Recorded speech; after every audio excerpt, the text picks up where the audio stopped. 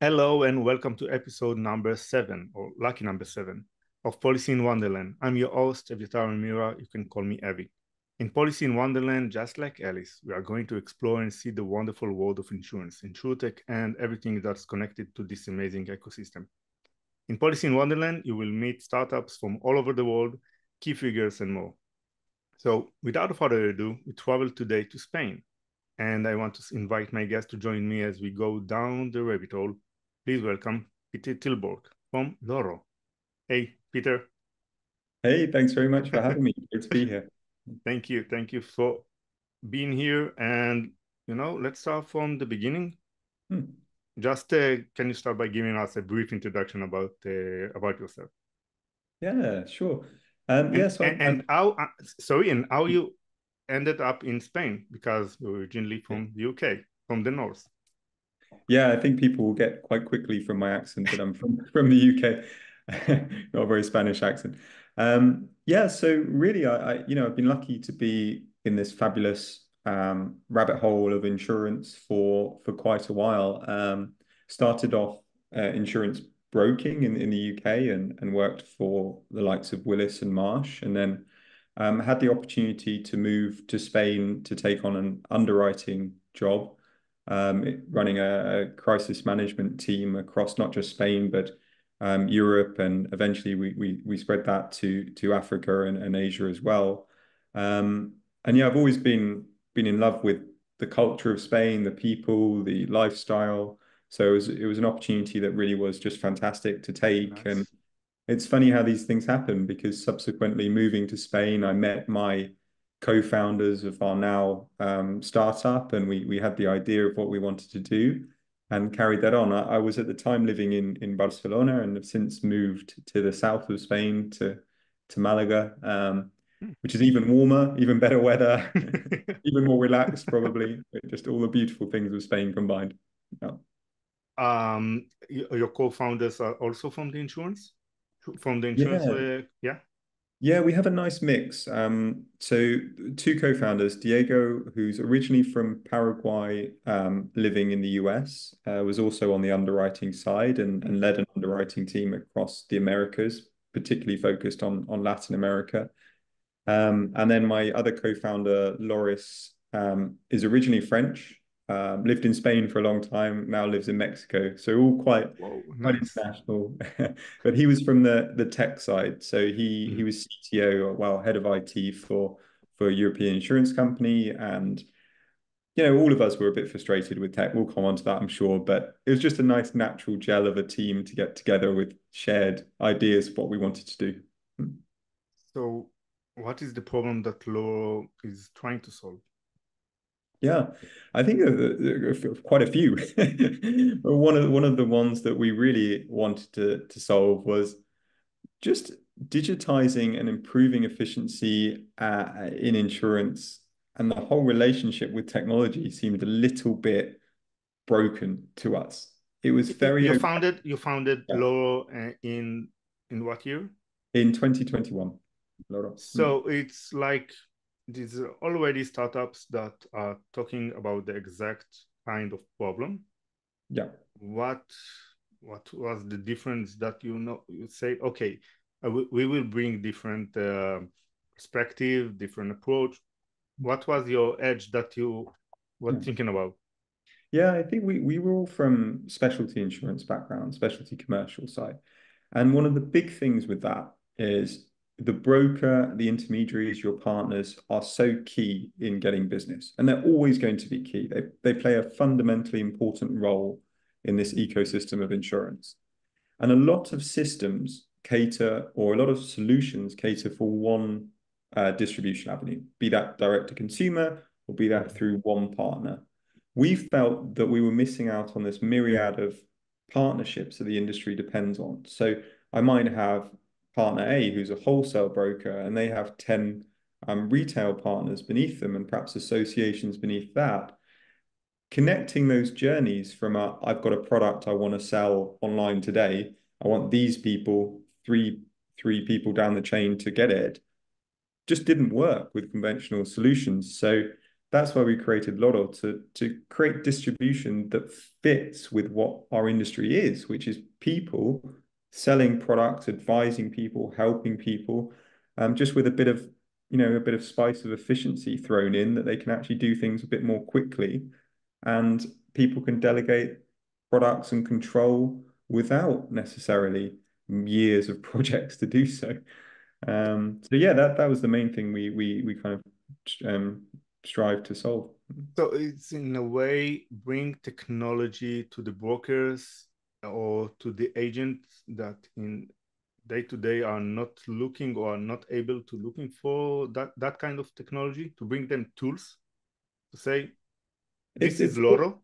You yeah, bring us, yeah, yeah. go ahead. Yeah. Go ahead. No, sorry, it's more that it's a solution for primarily underwriters and MGAs that Mm, have fantastic nice. products. We work with a lot of amazing entrepreneurial MGAs that are selling new products around the world. And they have a distribution model that's dependent on some valuable partners that bring business to them. And those partners have their own intern partners and brokers beneath them.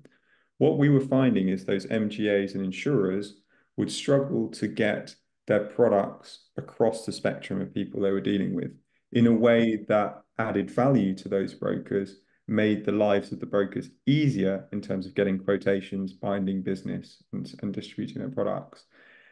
So with Lotto, they can almost cascade products down that chain, reducing things like waiting for documents to be produced, the hassle of rekeying data, the kind of waiting period between requesting a quote to be bound and actually binding it, and creating automation where the industry needs automation. I think there's this big idea in insurance that we need to automate so much of it, when in reality, you still need people to be advising on complex, in our world, specialty insurance lines that require conversation and nuance and touch points where needed. And you can't just say, I need a system to go from A to B. You need a system that goes A to B to C to D to E back to A. And that's what Lotto tries to do. And so Loro is connected to also insurance companies, right? And also for the CRM and so on, all the technology from the brokers, from the MGA side, right? Yeah. So think of us as a modern underwriting workbench. Workbench is a super trendy term at the moment. That means that risks can be seen from underwriters as and when they need to, Mm-hmm. and they can also be distributed across their broker networks, direct to consumer, or even non-traditional partners if they want to. So it's a powerful model underwriting workbench with all the distribution nuance that our market needs. But the way of distribution or the way to be able to connect several insurance companies is not like the Call of Fame of the MGAs in a way. Yeah, And no, then you sure. say, yeah, sorry, go ahead. Yeah, MGAs are big users of our product for sure. But MGAs still face those same challenges because often Mhm. they're working with wholesalers, retailers, associations. So yeah. So this is your main customer. Yeah, I would say so. We're a US Delaware company, so the US MGA market still Mhm. booming. I think we all think so. We all can agree on, and lots of US entrepreneurial MGAs that are starting off with ideas with great underwriters who've left big organizations who want to start something new, see great value in using Lotto to get something up and running very fast and get out in terms of distribution of their products. And what are like the line of business? These personal lines, commercial lines? What the exact kind of insurance you're selling? Or yeah, you distribute via Loro. Yeah, we have quite an eclectic mix. Wow, nice. Yeah, we go all the way from motor insurance, that we have a user selling motor on our platform, all the way through to um, real specialty niche lines like foodborne illness, product contamination, different types of financial lines, so D&O, professional indemnity. Yeah, quite a mix. Terrorism liability, surety, all sorts of products on our platform. And the Quite reason we can do that is we have a platform that's very intuitive. People can click and build rules to. And we kept those rules deliberately product agnostic so that they can fit with a contingency product today and a fine art policy tomorrow. Yeah, it's a pretty wide range of products. It's not like, okay, personal lines, so yeah, it's motor or homeowners. But Yeah. you said terror and DNO, Yeah. right? Yeah. What a mix. Cyber or yeah, Cyber yeah, too. of Yeah. course, yeah. Yeah. Yeah. Yeah. Yeah, and even new products, to be honest, it's interesting for us because when I was in my underwriting role, you constantly have your head down, you're looking at your product, Exactly. and you kind of miss what the amazing innovation that's going on in the market. Whereas now, almost on a daily basis, we get to speak to entrepreneurial MGAs who have a new product that I probably never heard of, and two probably don't understand initially. But when they explain it and you get to hear their vision for it, you think, wow, this is amazing. It's so great to play a small part in bringing these products to life from a tech perspective. So you're located in Spain, as we Yeah. know, but Loro is a Delaware company in the US. Why are not moving to the US? But this is not like a problem for you as the CEO. You need to be boots on the ground. Yeah, no, I fully understand. I travel there quite a lot, as you can imagine. But yeah, we have a co-founder based in the US, and we're building out a team there as well. But really, we wanted to be global from day one, and we built the system Nice. in multi-currency, multilingual. We have users not just in America, but we're proud to say on 4 continents in Latin America, Europe, and even a man on the ground for us in Kenya. We love what's going on in the African Wow. insurance market too. Huge potential, and it adds real tangible social value to some of the countries and industries there. So yeah, we're passionate to be a global product, not just a US solution. What kind of potential do you see in Africa, in the insurance world in the insurance market in Africa? Yeah, it's just, I mean, if you look at trends, I compare it quite a lot with what's happening in Latin America, and we've got a decent footprint there. It's where our dev team is based in Mexico as well. If you look at the demographics of population, age, GDP growth, all these kind of things, Mm-hmm. there's a lot of similarities in terms of metrics for how insurance penetration can grow. A lot of key factors like use of mobile phone technology, all these kind of things. And in from I would say more social side as well. I think insurance can add a lot of value. There's a lot of substance farming. There's a lot of things that if disaster strikes, people are in a lot of trouble. So from a business opportunity perspective, it's very exciting, but also from a social responsibility perspective, I think it's a very interesting area. I saw that you were in Lloyd's lab a couple of Yeah, months ago. Yeah, can you yeah. share the experience at Lloyd's because it's like Lloyd's. Yeah, that was a fabulous experience and quite an interesting route for us to get there. So we were funny enough, we went to one of the ITC events that we both know and we spoke about Mm-hmm. before, which was fantastic. So we're at the ITC inaugural Miami event. Um, Okay. and they had a pitch competition for the Lloyd's Lab. So we participated in that and ended up winning it, which was amazing. Which turned out to be if we use a football analogy, turned out to be our semi-final because then we had to go to London and compete in the final to pitch again. But yeah, fabulous team at Lloyd's. Luckily, again, we got through that next round and we spent 10 amazing weeks in and around the Lloyd's market. For people who don't know, you get a mentor set from syndicates, brokers, consultants, all sorts of amazing people around the ecosystem of Lloyd's. And they guide you through some product ideas, some commercial opportunities. As a result of it, we have some fabulous partnerships in the Lloyd's market that we're bringing to life now. So for us, it was just a really positive experience. It's logic as we talk before the recording. It's most of the more romantic side of the insurance story. Yeah. because with all the history and as far as I know, as you mentioned right now, and the Deloitte's lab is, I think, the best acceleration program for insurance technology company, um, to really boost their penetration to the market, Mm. right? Yeah, I mean, we there's a few that I think are really fantastic out there. We read a lot about InsurTech and NY as well, which I've heard really good things about.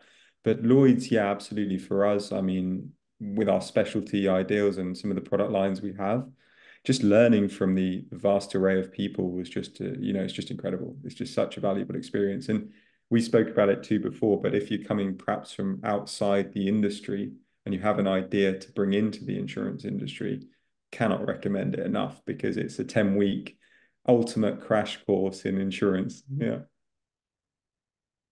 I want to share a short video and we will talk about it. I'm delighted to be here to tell you about our company, Loro. We were founded in 2021, a Delaware C Corp, and we aim to be what Shopify is for e-commerce, in the ability to take any product anywhere in the world online immediately.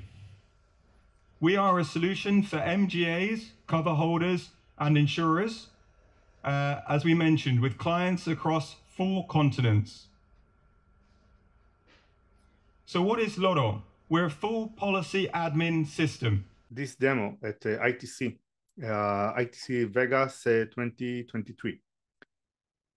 There you say we are the first free insurtech. What does it mean to be the first free insurtech? Yeah, for us, it means that we completely de-risk that concept of trying something, that you can come to us. We're really proud of this to have our pricing on our website in a transparent way, but you can also come to our site, sign up and go without any commitment, without any initial upfront cost. The fact that we want to have confidence in our solution that is true partnership. If people try it and love it, we both can do well out of it. If it's not for you, no problem. We shake hands and we go our separate ways. But we spoke about it at the start, this whole idea that software should be a lot of money up front for something that may or may not exist, or it's a multi-year commitment for something that may or may not work. We really just didn't like that as at its core. So yeah, that's why we came up with our pricing model. I always say we're the world's first free insurtech. If there's any lawyers listening, they might challenge me on that. I'm not sure, but from my research, we are. I am a lawyer and I will not charge you. Okay. No. This is really what caught my ears, because the first free insurtech, okay, what does it mean? And how you, it's like what is your pricing strategy, and what does it exactly, if I'm right now MGA, okay, if you are free, I will be suspicious what you are doing with my data. It's like, okay, this is really free. This is what is hiding under the hood, you know? Yeah, we surprisingly we get that a lot. Yeah, yeah. So Yeah, for all yeah, the people, direct them to the episode. So yeah, it will yeah, be. absolutely. They can come and watch. Yeah, I think there's a lot of suspicion naturally for us as any consumer of a product. When we see the word free, right, we think, what's the catch naturally? We do charge clearly on our website from $100,000 of bound premium each year. We charge 1%, and that's for everyone to see on our site. They can check our full model. But again, the idea for us is we don't want to make money as a software development company. Mhm. We're not there to make money from some kind of arrangement where you pay us to build something. We're there to give you a platform that can truly add value to what you're doing. And our belief is it will. And if it does, then we have a revenue share that compensates us and hopefully makes your business more successful. If it doesn't, then fine. As I said, there's no commitment there. But yeah, it's there's a few other things we charge and we speak to people about. Like we offer some support packages if people need our help at the start. Again, we're not a big name in software. These aren't crazy prices, and we have some support if people want commitments from the team's time around the world to help them. But from a pure usage of our platform cost, it's exactly what it says on the tin. For me, from the side, look, it's one of the things that I say, okay, this is interesting. This is a new approach to the this traditional industry that it's not just commissions, brokers, MGA. It delivers something, you can taste it, and if it's okay with you, go ahead and let's collaborate and ride into the sunset. You said on Josh show Insurtech Leadership that one of your mission is to democratize insurance. Could you please elaborate on this? Yeah. I think there's a few things to that. One thing I've really been learning myself in the last couple of years is that there's really talented people in this industry, like really talented, smart individuals who want to make things happen. And traditionally, one of the restraints around being able to, well, two restraints around being able to do things. One, if you're part of a big corporation, innovation, although it's getting a lot better, is still sometimes hard. And the second point, we spoke about it before, but the availability of capital, right, to make things happen is a true challenge for everyone, for every Exactly. startup, for every idea. It's a massive project. Especially in Insurtech. Especially in Insurtech, yeah. So we felt that for these brilliantly talented individuals that want to start a company, be it in California selling a new type of line, or in Spain selling a new product that they've just left MapFreight to do, and they've got a great idea and they need some help, they should be able to have a system that's quick, that's easy, that's cost effective to go out and prove their idea. And we can be that. We can be their first insurance system where they can go out, take all of their amazing expertise and ideas and vision for what they want to do and try it in a market without going out and raising millions of dollars to build their own system and hire a massive team and all of that stuff. So you're also taking care of the, sorry to interrupt, no, but you're also taking care of the capacity? We don't. We do the pure tech, but I think it's a natural addition to that, because having a system and managing your data and understanding how you're going to record your risk exposure aligns itself naturally to those capacity conversations they have.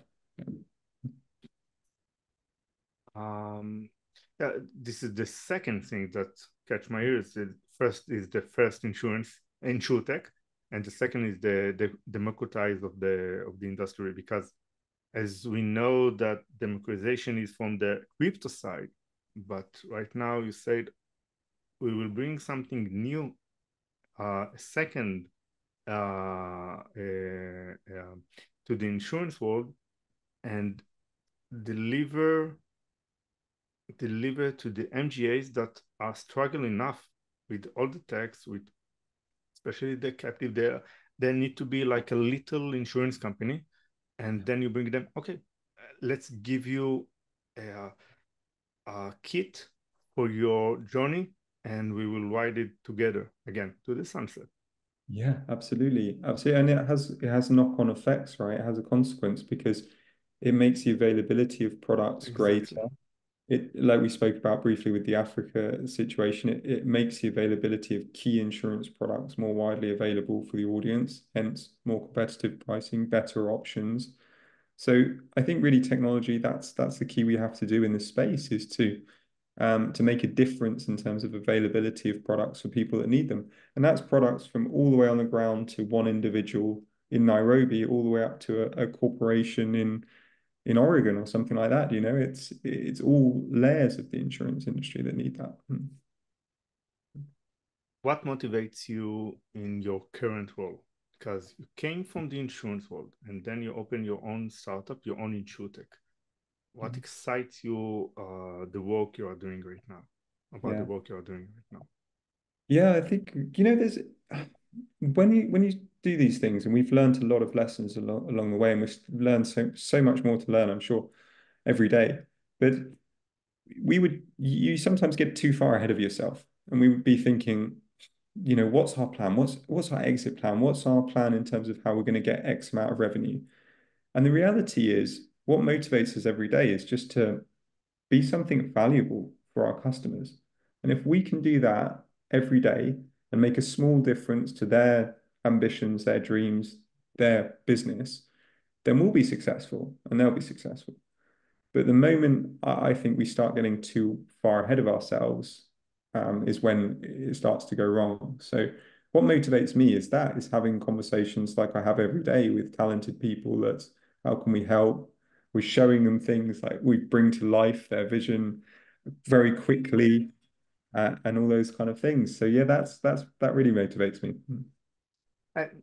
Once you say that you create products to the MGAs and your customers, what is your 2 cents related to generative AI? Because we can imagine that in the near future, maybe I can generate products in insurance, of course, regulation and so on and so on.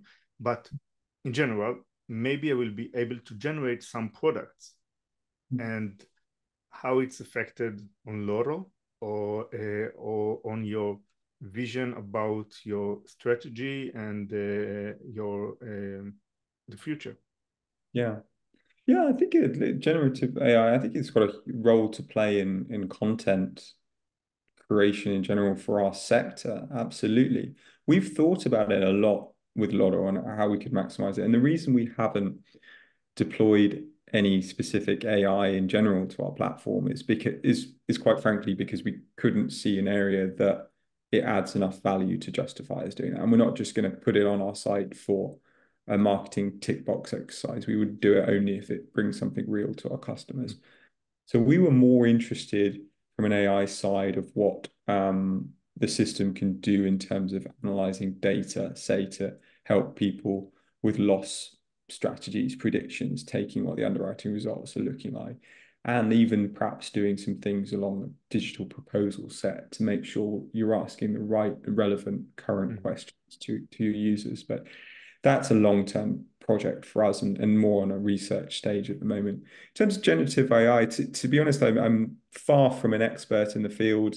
I probably, like you, I get a lot of these clearly generative AI marketing emails that I think look like absolute rubbish most of the time. So call me a slight skeptic in terms of how embedded it will be with our industry right away. But clearly it's something that's generating a lot of noise and a lot of interest, not least with our friends in the VC world, right? Exactly. As one that see a lot of founders and insurtechs and MGAs and involved in the industry, and in 2 years create a wonderful insurtech, what are the most important tips you would give to insurtech founders when they start their journey? Yeah. And also the opposite, tips to investors, for example, when they are talking to insurtechs, especially this period. Yeah, I can use this a bit like a counseling session to get out. Because I would say one thing for investors certainly is that I think we all talk about this, right? Past results are not indicative of future performance. And the insurtech space gets a little bit, in my opinion, unfair reputation from some of the things that have gone before. I think we need to look at it with a fresh perspective. It's one of the biggest industries in the world. You cannot go anywhere without seeing or hearing insurance. There are some amazing things happening. And I think we need an investment landscape that can back this up properly and deliver some true success stories in our sector. So I would love to see a more favorable investment landscape towards insurtechs, full stop. I think there's more to be done there. In terms of advice that we did from our early days, the best thing I can say is speak to people. Everyone I've reached out to has been just incredible with their time, their generosity of advice and support. Be that people who've been there, who've done it, who are far more successful than we are. that we can go to and we can lean on and we can get their support and input. And we had some amazing angel investors, but beyond that, just amazing people who we had endless conversations with, endless glasses of wine with, to go over important topics. So that would be my advice. Just don't do it on your own. You don't have to. Sounds obvious, but is not. No. Because there is a lot of startups, a lot of founders that they said to themselves, we know the best. And especially in insurance, you need to talk. You need to talk with whoever come around. So yeah, it's a good tips. As we near to the end, are there any final thoughts that you would like to share? No, I don't think so. I think just, we're keen to stay committed to our cause. So as ever, if there's anyone who's starting an MGA or wants to look at a digital distribution, just reach out. I said to you at the start of when we were speaking privately before that we're never here to sell. I mean, that's completely against the culture of Loro. We're here to be partners, to support and to have a conversation about it. So we'd love to speak to people who are trying something new, who want to bring a product to life, just to see if we can help in any way. So please reach out to us. I mean, our website's there. You can sign up for a call with us. Check out our Loro LinkedIn. We do a lot of somewhat fun stuff on there, like draws of Loro merchandise and things. So check that out. But yeah, just come and have a conversation. We're always open, ready to do that. I hope that I sound pretty objective, but this wasn't like a selling conversation. I don't believe in interview for selling conversation or for PR. For me, it sounds pretty. You actually Loro wants to collaborate with the other players in the playground, like the MGAs and so on. So good luck for that. And is there any recommendations you want to share? Is a movie, book? Let's spread around. Oh yes, there was a fabulous book I was reading the other week, and I've completely forgotten the title of. So maybe we can put that in the notes or something Yeah, after. send It was me all about Amazon the link. investment world, so and I found it fascinating. I was glued to it. So yeah, I'll pass you those details after. Oh, nice. And not to be that nerdy, what other recommendation, not just investments or insurtech or anything Uh, else? Look, I'm into a couple of things outside the world of insurance. One is triathlon. I love living in the south of Spain, so I can go swimming, running, and cycling a lot. You had Like, triathlon because I saw that you upload a picture with Lloyd's Lab. And by the way, Broker Brett, just keep yours right now, hear it, because I know that in the near future he's doing his own marathon. You had triathlon or marathon? yeah, I do. I do marathons too, but triathlon. So I'm training Wow, for an Ironman this year. So I nice. love all that stuff. So I read a lot around that subject. And my other big passion and interest is history and politics. And I just read the latest book on Lenin, which I found absolutely amazing. From a not saying I agree with the politics or anything like that, but just amazing from a story of failed leadership and how to almost dominate and the people around you and create a whole sense of a new religion, almost a new politics, which I found really fascinating. So if anyone's looking for a history book, I'd highly recommend that one as well. I wrote it down. Okay, for me. Nice. So, Peter, thank you very much. I really enjoyed it and it was very interesting for me. Thank you. Yeah, pleasure. Thank you.